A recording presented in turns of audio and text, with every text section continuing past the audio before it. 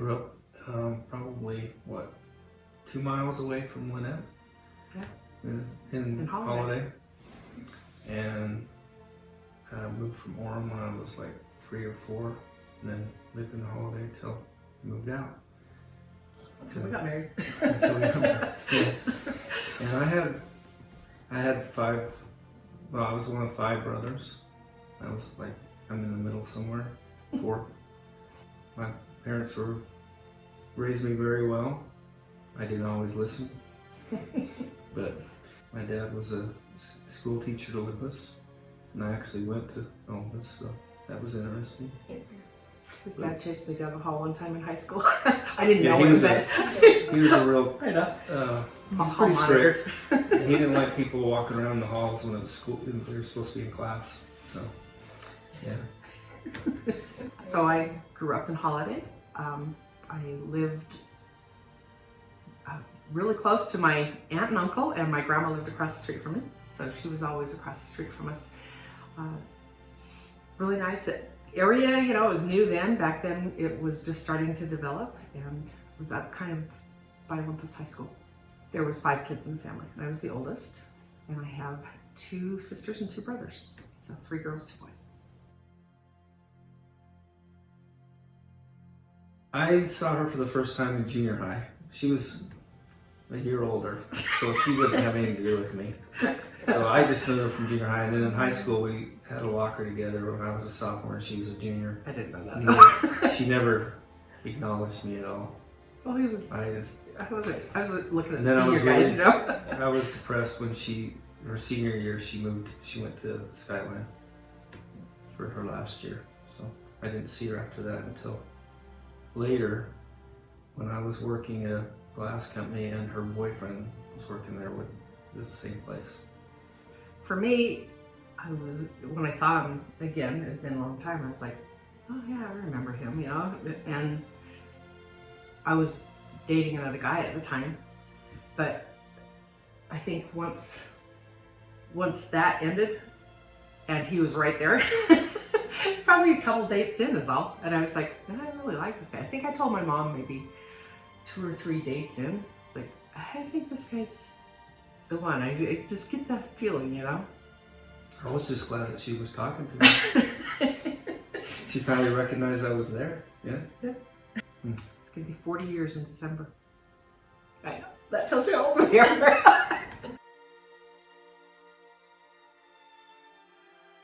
So we have 8 children. We had 4 children together, and then we adopted 4 children. So the oldest ones are, our oldest son is Travis, and he's married to Taryn Boardman, and they have 5 kids. So we have lots of grandkids.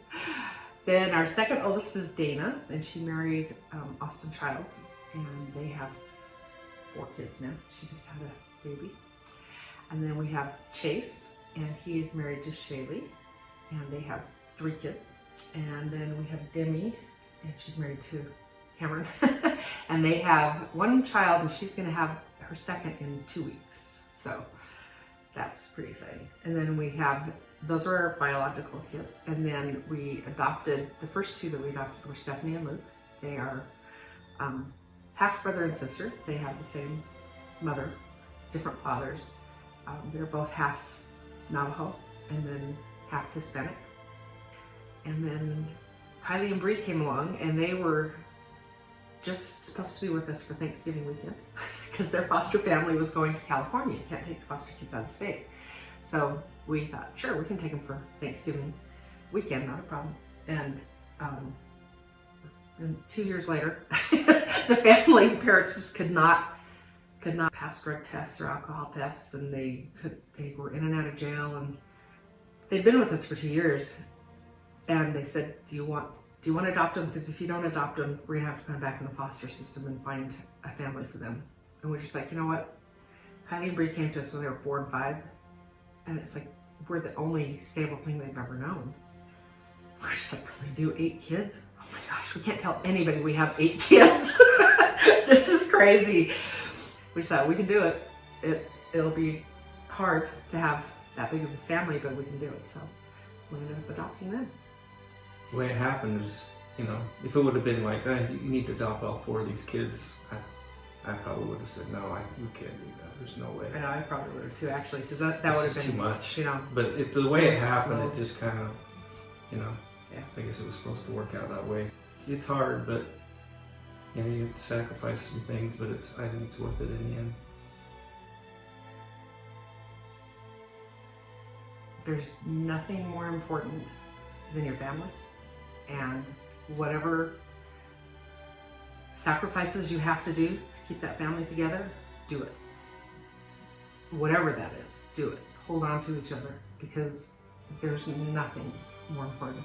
And the older you get, the more important it is, and you start realizing all those sacrifices were worth it. Because it's not easy, you know. There's a lot that goes on in a family, and especially when you're young, you know, you have your own issues of getting together and really understanding each other. But as you start having kids and, you know, jobs and houses and things like that, the challenges start increasing. And you know, there's a lot of things that will try to come at you to pull you apart or destroy your family. Challenges and stuff that you just have to get over, and you just have to unconditionally love each other and hang on. Just do whatever it takes and hang on to them and let them know you love them. You can't try to tell them what to do. You gotta have them learn from their mistakes, and just love them for who they are, and hopefully they keep coming around. But they do. Yeah. We haven't. I think you have to make opportunities for them to come around. Yeah, we definitely we work hard to keep them all together.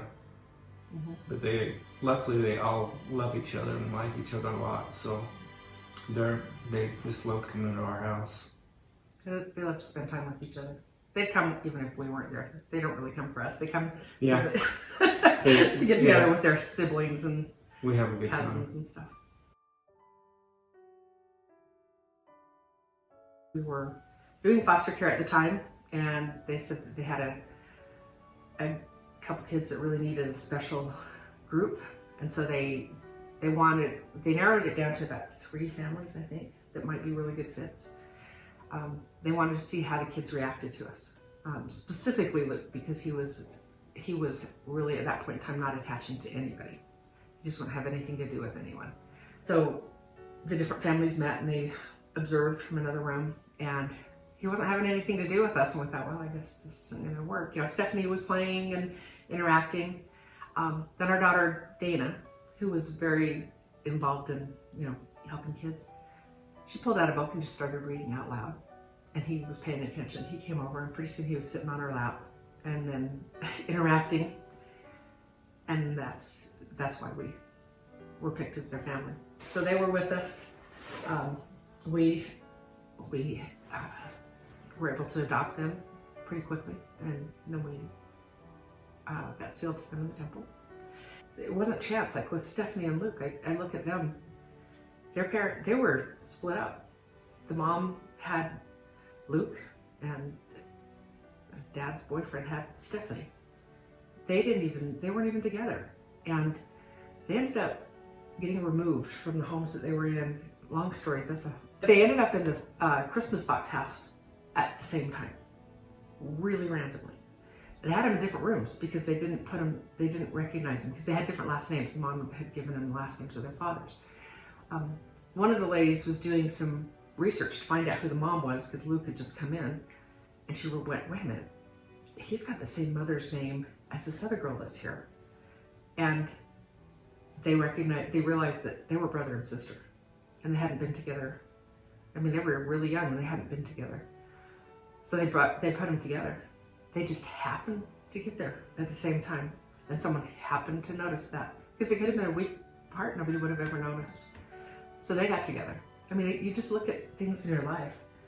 There's just so many times that God's there, and a lot of times we just don't recognize His hand in our life, but He's always there. I think you have to look at your life and just say, is this really fulfilling? Is this really what it should, is this how I should feel? Because you get so caught up in everything that goes on in the world that if you really take a silent moment and think about it, does that feel good in your heart? don't look at the people. Look at Jesus Christ. Start to get to know him. Even if you don't want to start by checking out the church, check out Jesus Christ. Understand him. Get to know him. Let him in your life. Let him be part of you. And then see how that feels in your heart. Because he is definitely the light of the world. I mean, he is our Savior. It's time to make that decision. You really do need to know for yourself, because at some point in time we all get to the end of our life and it's just like, so where am I going? What's going to happen now? And it's pretty scary if you don't know. No matter how old or young you are, it's time to know for yourself. What you have to look for is what really try to understand who you are, where you came from, and where you're going. And be in touch with that side of your life, and your spirit, and connect with Jesus Christ.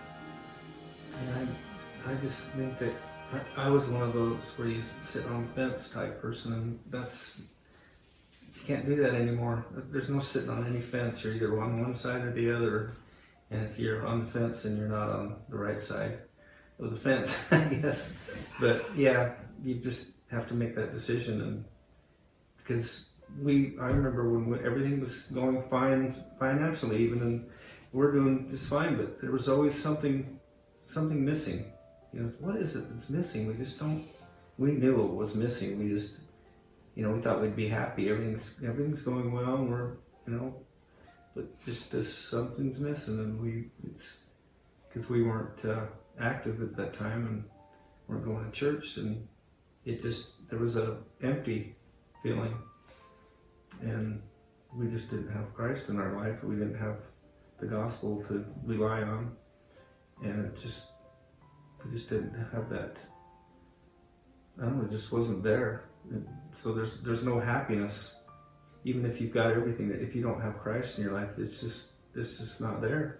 There's an empty feeling. There's something missing, and then when you realize that, even though when things go bad, or you just know that it's gonna get better, and you know that the belief you have now will get you through it, and nothing can take that away from you. It took me a while to realize, no, he was there, but he couldn't take away this evil man's decision. Yeah. You know what, though? It made me so strong. And it made me so compassionate. Because that's why I was like, I can't let things happen to kids and not have somebody there. I will be that person that will stand up for them, But it was hard because I felt so betrayed by everybody, even God, going through any kind of abuse, and it doesn't even matter if it's long or short, it's how you take it personally, just totally wipes out your self-esteem. You just feel like nothing. And I think that's the biggest trap Satan puts us in. When you can be violated to that point that you feel worthless, then he's got you. My childhood, my mother was amazing, but there was family members that came over that were not so amazing, and I went through a really rough, really abusive childhood, and that's what pushed me away from everything, and for those people that go through that have had really difficult challenges, have been treated badly, whatever it is, you can't, by continuing to not make this choice for yourself, you continue to let them abuse you, because they are now still controlling the direction of your life, even though they're not here. They don't even have to be here, and they're still controlling that direction of your life. And I was so shocked one time. There was a party I was at, and they took all these pictures. They had Polaroid pictures and stuff. And I went the next morning to go help clean up and stuff, and I was going through the pictures and stuff, and I was like, don't know, know them, don't know. And there was a picture of myself, and I put it in the don't know pile. I literally did not recognize myself. And it was a different countenance that I had, and I didn't realize that had happened. And that shocked me because I put myself in the don't know pile.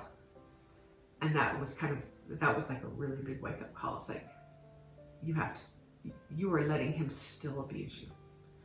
You're letting all of them still abuse you. Stop letting them direct your life. They're not even here. You direct your own life. It's hard to forgive, and it's hard to move past that, and you harbor so much anger and hate.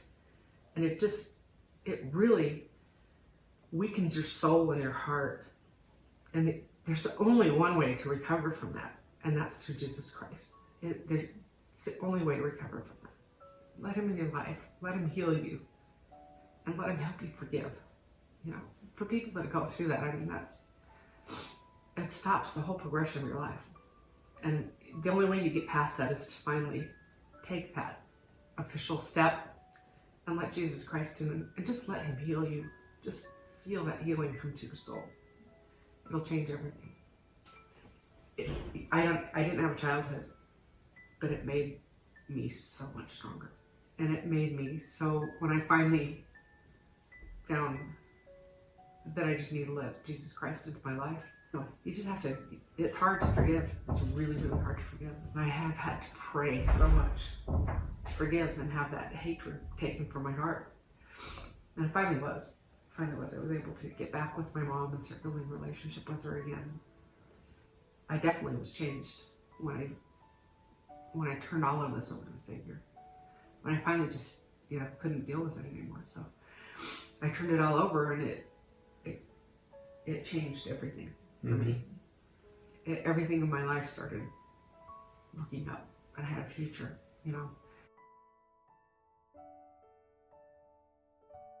It's an intentional focus on what you've been blessed with in your life, the good things in your life. Sometimes the bad things are stronger than the good things, but there are good things. You just need to stay focused. Even sometimes you have to just start thinking about, well, I have this, I have that. And I think getting that gratitude, and taking a moment every day to be grateful and show gratitude for your friends or your family, or something little that happened to you that made things better that day. I think that's what you have to do, is just stay really focused on the good things in your life. I just have to remember, okay, wait a minute. What are the things I really have? And then, you have family and where you live and friends and just how you've been blessed with even your health, or you just got to remember you just take everything so much for granted, and you're so blessed because if you get focused on the negative, you forget. You have to remind yourself, stop and think about it.